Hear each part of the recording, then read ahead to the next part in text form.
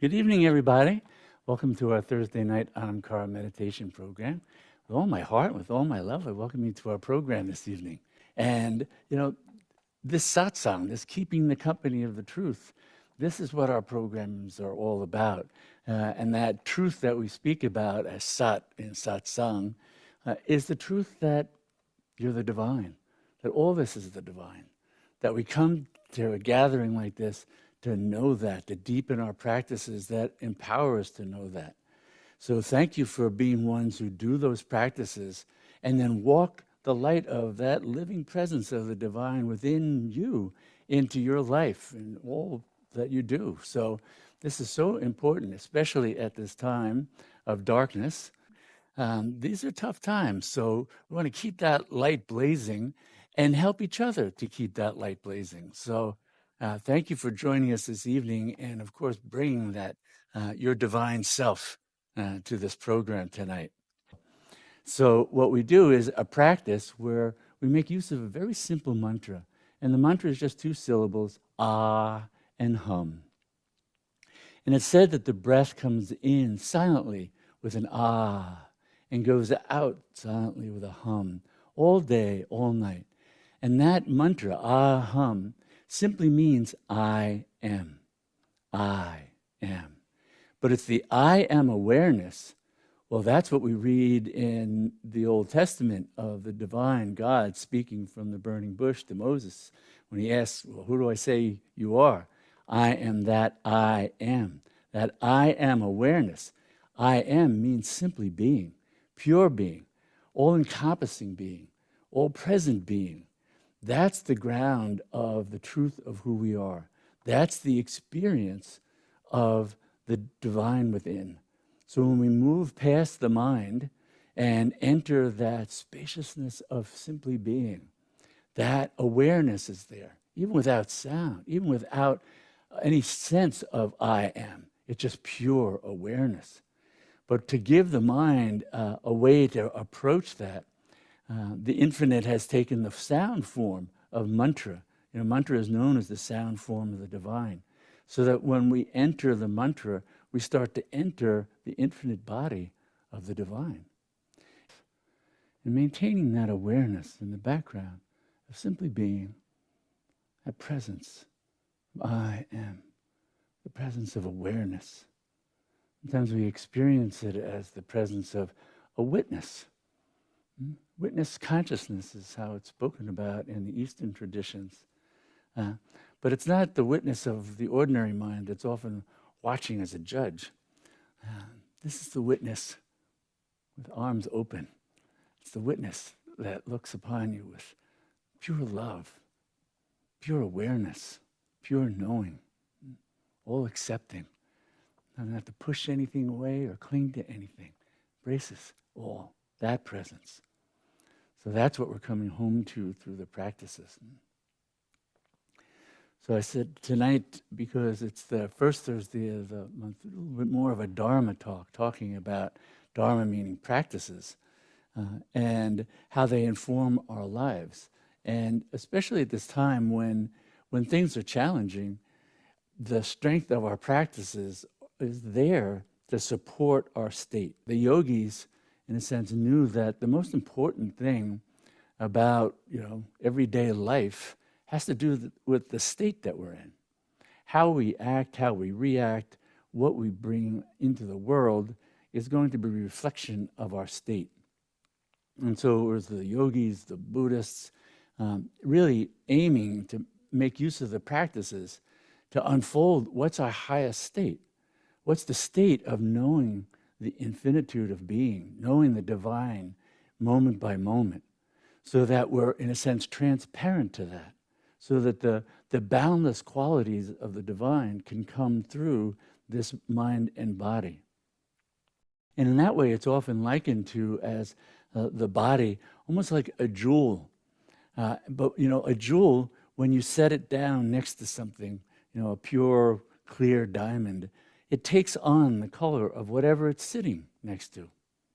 So if we're just sitting with emotions, other people's emotions, all that stuff, the mind gets colored by all those things.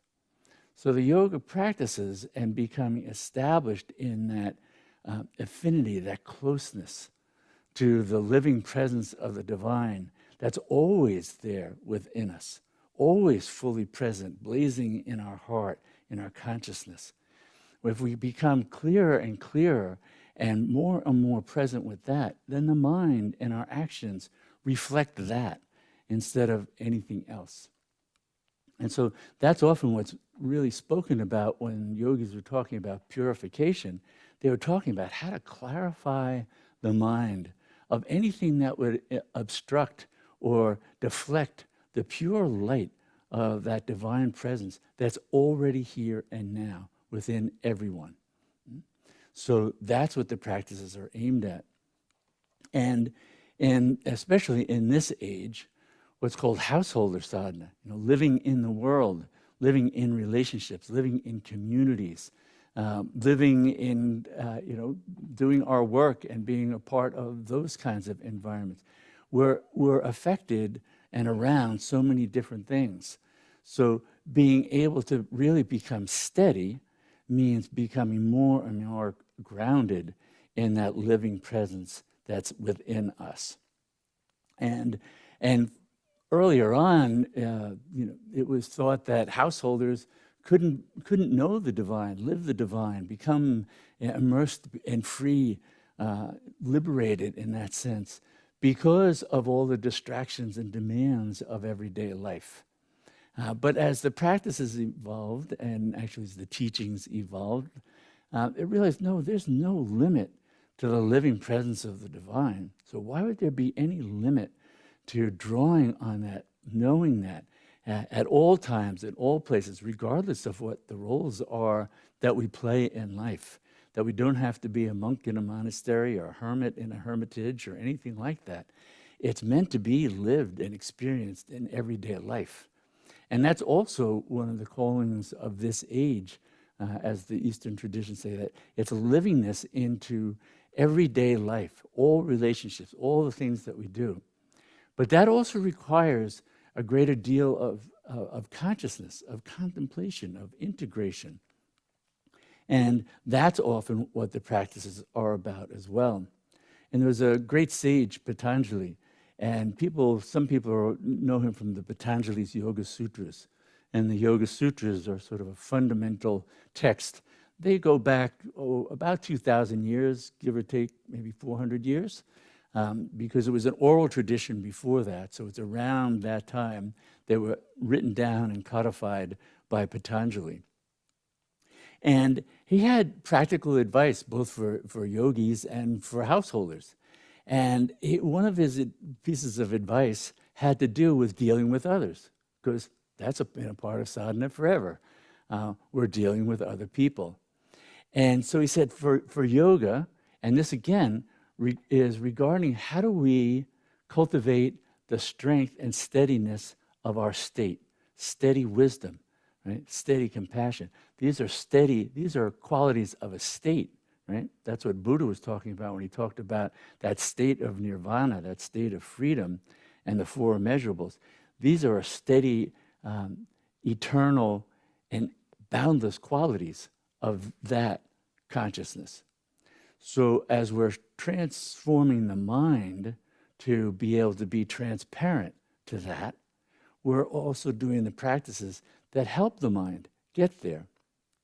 So one of the things that Patanjali said, in terms of working or dealing with others, he said, practice happiness for the joys of others. So if somebody's happy and has an accomplishment, got something, you practice happiness. There's not envy, there's not, anything else. You're practicing happiness in relationship to whatever's making them happy. It's free of judgment. Just if you're in a state of joy, wonderful, right? So that's a nice practical application. Then the next one had to do, then how do we deal with suffering and other people's suffering? And so he says, well, you cultivate compassion for others' suffering. We don't get so involved in our own, I'm a yogi, I got to be detached, and I am just, distant or something, I don't care. That's what it comes across as. No, this is compassion. We see the suffering of others. Buddha made that one of the hallmarks of Buddhist practice, was to practice that compassion. Because in that compassion, there's a selflessness. There's a transformation of the ego from being self-serving to being other-serving. So we practice compassion. And compassion often means being able to see suffering where maybe the other person isn't even aware of it. So we see the different faces that suffering takes. So the person who's suffering but is acting out anger, well, the anger is repulsive, but we want to see past that and see, oh, what pain is that person going through that could possibly provoke that kind of state that they're in.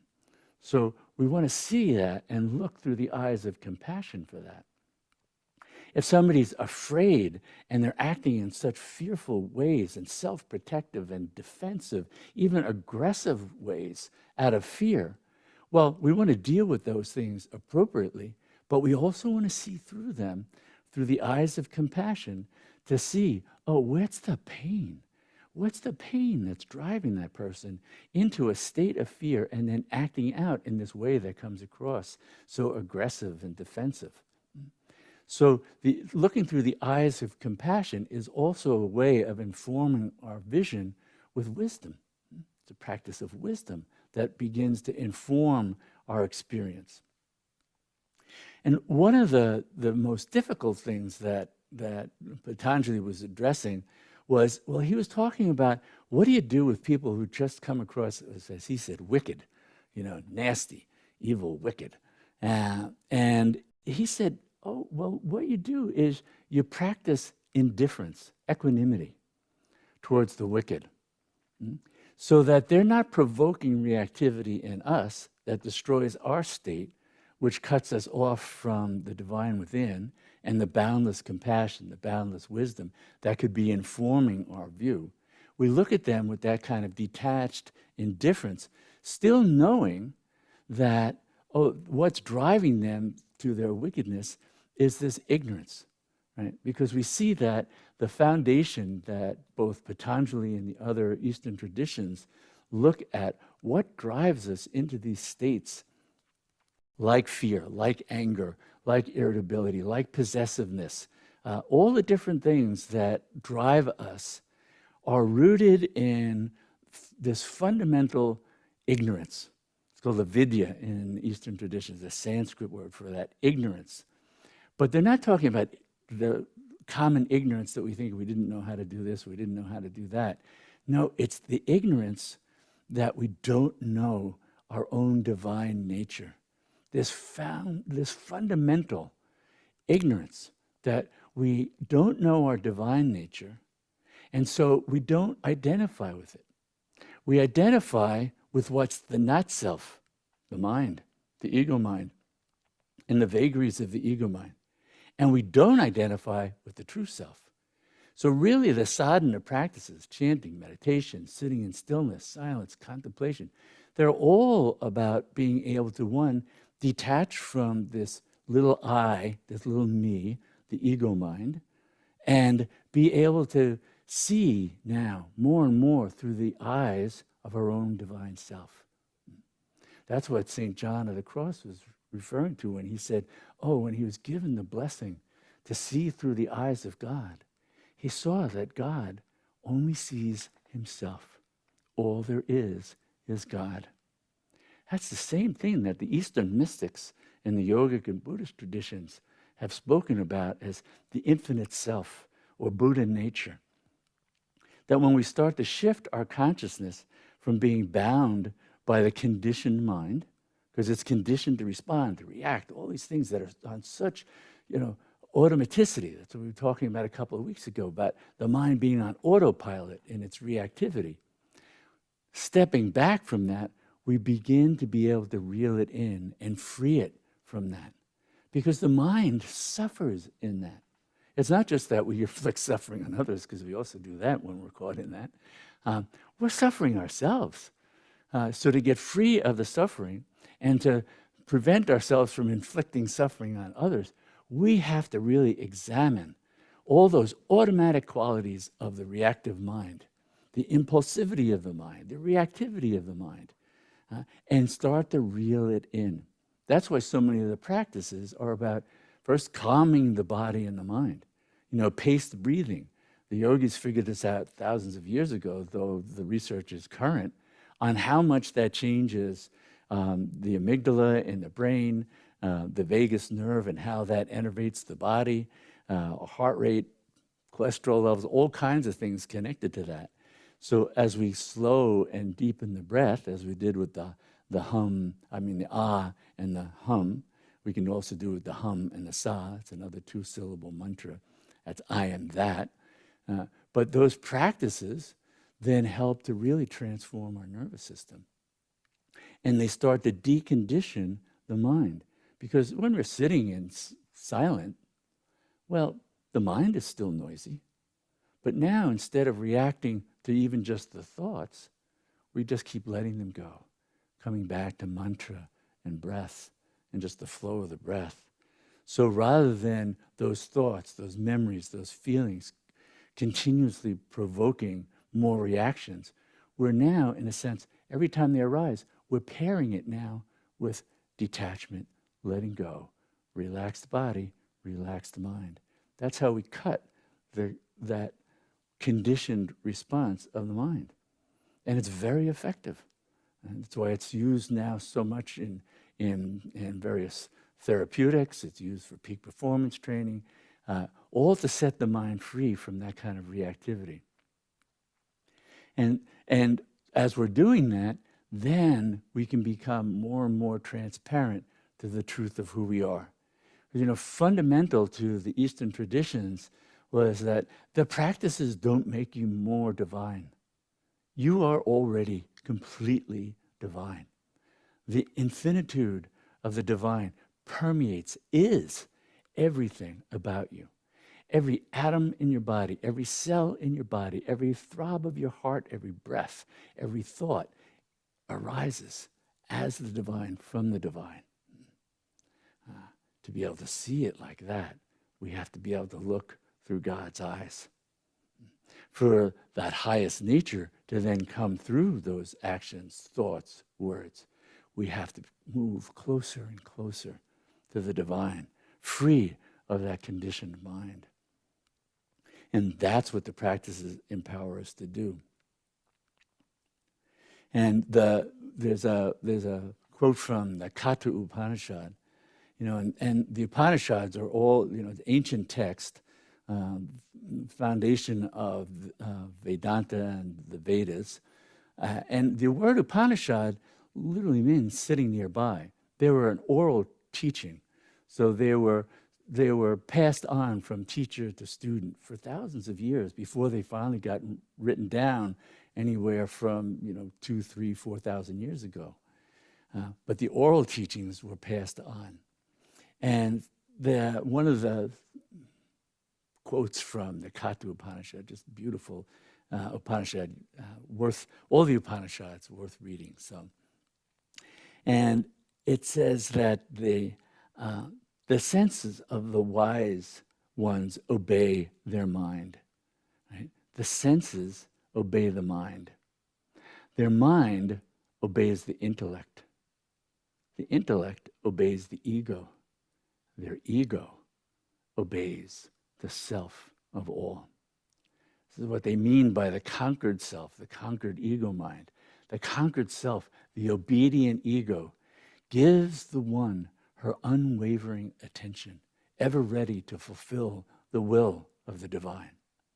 So we're not trying to somehow erase the ego mind. It's not an enemy. It's necessary for living skillfully in this world. Right?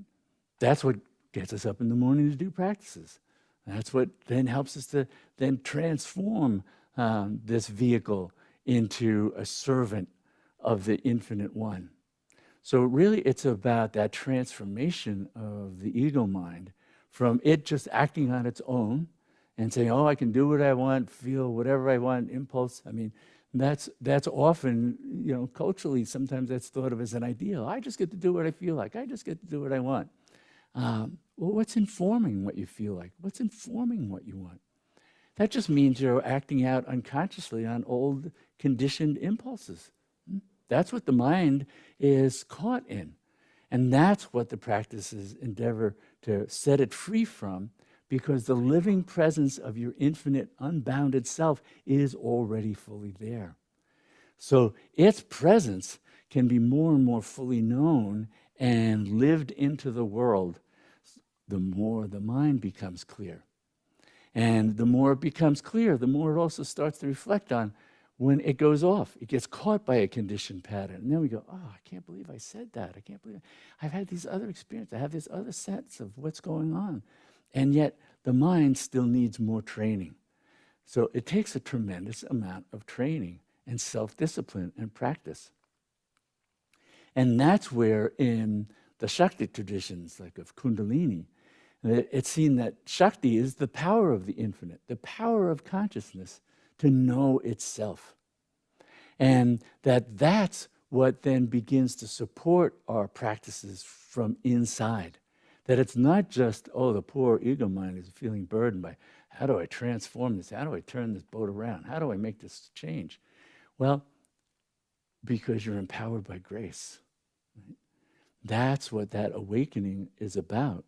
Is that then there's this other power, the power of your own self. That's what Shakti is, the power of your infinite self. That is empowered through, especially through mantra. Mantra is a throb of the infinite. Mantra is pure Shakti, pure consciousness, with the intent to know itself. The power is also known as the power of revelation and transformation. So it reveals the truth of who we are. It also reveals the truth of the mind and how limited it is, that it's not the truth of who you are. That's why we feel so contracted in it. It's such a little tiny container. It holds a little consciousness, but really not much. Not something that we can unfurl our wings and feel the fullness of being. That's why we leave it behind. And in many ways, the practices train it so that when we go to sit in meditation, we can become absorbed. And then when we come back, the mind is ready. It's just ready to go. It's the vehicle for going into the world. It's like you have your car out in the garage. Now, it doesn't have to sit there running all the time, revving its engine. You come in the house, it shut it off, you leave it there. Right? You go back outside when it's ready to go. You turn it on, it's ready to go. You go off, you do. That's how we want the mind, that obedient. When we want to turn it on and have it do a task, it's ready. Otherwise, why not just allow it to stay absorbed in the infinite? And it'll have so much more energy and so much more power. And one way that we do that is through mantra. That's why repeating mantra throughout the day is a way of, even in the midst of activity, keeping the mind in touch with the infinitude of being, gathered and quiet, ready to act when it needs to act skillfully, to act with that compassion, that wisdom, that equanimity, that loving joy. These are the qualities of our highest self. When the poor mind is trying to generate those, that too is wearisome for the poor mind. If it lets go into the infinite, then the infinite joy, the infinite love, the boundless compassion, the unshakable equanimity, that's right there. The mind doesn't have to generate that.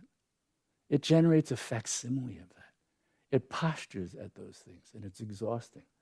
Now, it's better that it postures at those things than going with some of its other impulses. So those are practices as well. But we want to get to the place where those qualities come through effortlessly, because they're just the very nature of who you are. That's what the yogis and Buddhist sages have always talked about. It's coming home to reside in that, so that then that's what comes through. And it's that throb of Shakti, the throb of mantra, that is really so transformative. The more we can inhabit that, the more it transforms mind and body. And it's really how the Shakti, this power of grace, this power of consciousness, helps to protect us. That's why the word mantra means that which protects. Because when the mind is absorbed in that, it's not being nasty or wicked or obtuse or whatever else it might be. It's contained. It's held in the arms of the mantra, it protects us in that way and gets carried closer and closer to the very truth of who we are. Who can resist the Shakti? She'll be victorious in the end. That's why the great poet Saint Rumi said, why not surrender now? He says, don't run off babbling. There's no escape from God. Because God is blazing within you. Everything about your life arises from the infinite.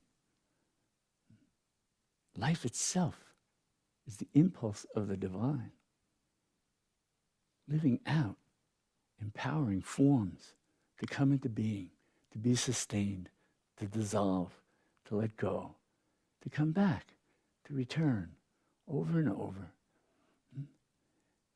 And as we go through that cycle over and over, we're ripening. In the Katha Upanishad, it says that the self cannot be known by instruction, nor by any power of the mind, not even through hearing of it over and over. The self is to be fully known only by one whom the self chooses. To one chosen by the self reveals his own nature. Now, we're all chosen when ripe. The ripening is that course of evolution across lifetimes. When we've ripened to the point where we're longing for liberation, where we want to get free, where we have some level of intuition that there's something more to life, more to the divine than we've encountered or learned about. That's that longing. That's the signal to this inner power of consciousness. Say, this is time to ripen. So it's a developmental phase in a sense. Just as things unfold developmentally as our body matures, as we grow and develop, there are changes in the brain that happen through childhood into adulthood. There are changes that just unfold in our body, in our brain, as we are maturing into becoming full adults. In the same way, to become fully human, meaning truly, fully an embodiment of the divine, a knowing embodiment of the divine. Right now, we're too often an unconscious embodiment of the divine. And that unconsciousness impedes how the divine can enter the world through its vehicle. So once that learning and once those karmas have been, we've learned all we can from actions, that's karma, in the world. Now we're getting ripe to let go of that, to return home to the truth of who we are. And that's what the practices then are aimed at. And that's what the stirring of this great power of consciousness, this inner presence of grace unfolding, draws us closer and closer to know that until we merge in that. Merge in the one, the truth of who you are. That's always been the truth of who you are. Always will be. But now we'll get to know what it is to live in the divine embrace. To know that the infinite is holding us, that we're completely loved, completely lovable. In that embrace, we're lacking nothing. That's what sets the mind free from its fear, its anger, its ignorance. The fundamental ignorance of not knowing the truth of who we are creates such a state of lack, of pain, of suffering, that we act out lifetime after lifetime out of that sense of lacking, wanting, needing, having to have, being driven by that. That's an insatiable want until we come home to the truth of who we are. Then the fullness of that is unspeakable. That's what we're invited to know. And so we make use of mantra for doing that. And one of the great mantras, the Maha mantras for this Shakti tradition is Om Namah Shivaya. Om Namah Shivaya. It simply means I bow to the infinite, I bow to the divine within, I bow to the auspicious one.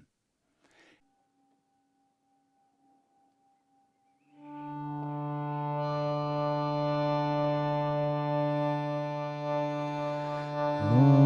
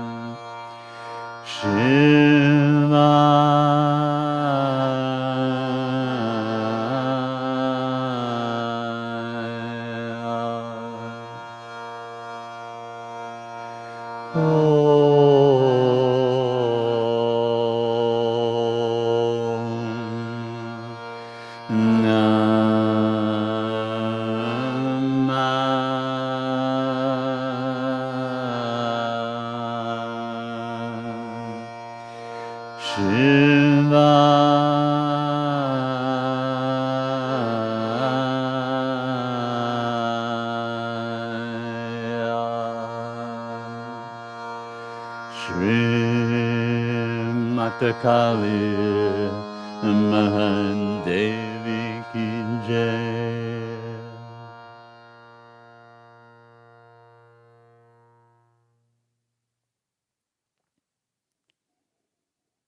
We end with this prayer. And may all our practices truly benefit everyone. And may all beings know complete freedom from suffering. Namaste.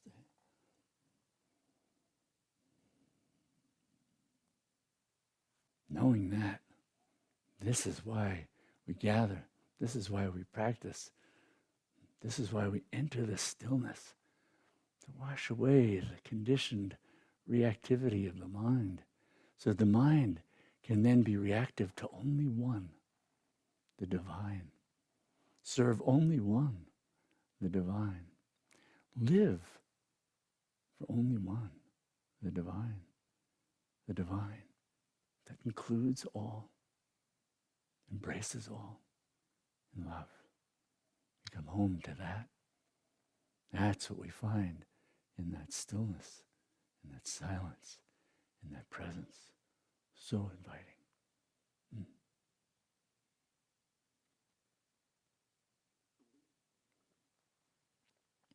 So thank you all for coming this evening and bringing your divine self and being ones who are committed to practicing, contemplating, living, transforming the mind, and becoming more and more a servant of your own sublime, divine self, living that into the world in all aspects of your life.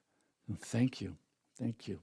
And thank you for the ways you support Anamkara through donations, through sharing what we offer in the e-newsletters and the videos. So thank you for passing that on. It's our seva to give it as widely and freely as possible. So thank you for helping with that. We'll be meeting again in 2 weeks, and so I look forward to seeing you then. With all my heart, with all my love, I thank you for being with us this evening.